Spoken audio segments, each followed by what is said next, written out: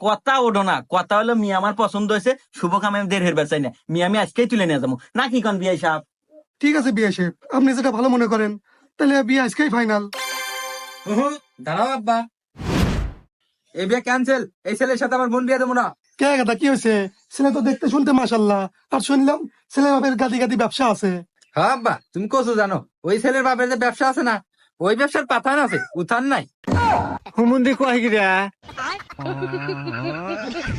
আর শুনো আব্বা, এই যুগে আইসা ওই ঘটকের আলু পামে যার তারা তুমি এর তুলে দেওয়া দেবো না। আর কি কইলা? ঘাসের ব্যবসা? ওর তো ঘাসের ব্যবসা না, পাড়ার যত মহিলা আছে ওদের যে সালা ধরে না ব্যবসা। হ্যাঁ আব্বা, ভাই ঠিকই কইছে।